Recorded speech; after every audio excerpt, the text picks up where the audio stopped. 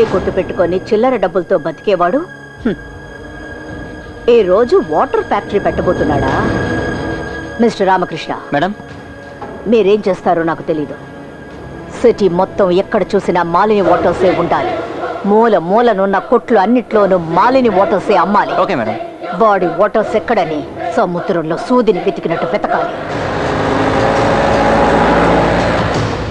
బా, నీకు విషయం తెలుసా? మాలిని వాటర్ స్టాక్ అన్ని చోట్ల డంప్ చేసేశారు. మన వాటర్ బాటిల్స్ ఎక్కడ వెతికినా దొరకట్లేదు. అంతేదిగా ప్రతి షాప్ ని కవర్ చేస్తున్నారు.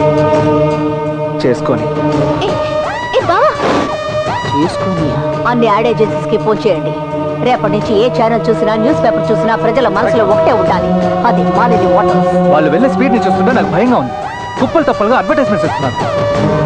ఇప్పుడు ఏం చేద్దాం సుబ్రహ్మణ్యం? ఇవ్వని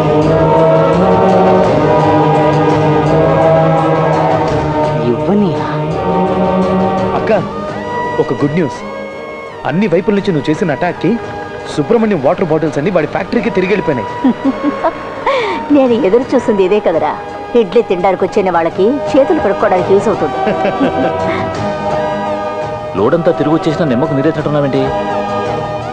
రాని ఏంటి రాని కానీ పోనీ చేయని అంటావు?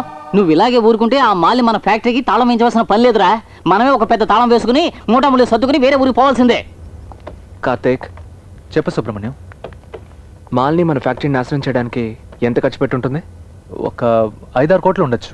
ఇప్పుడు ఆ గోలంతా ఎందుకు? జరగాల్సిన చూడమంటే ఊళ్ళో కథని మాట్లాడతారేంటి? ఇది కూడా కథ. ప్రజలకి మాల్నికి జరిగిన కథ.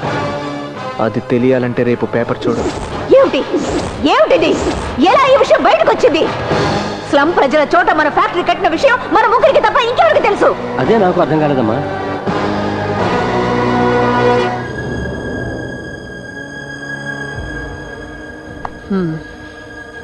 సహవాస దోషం.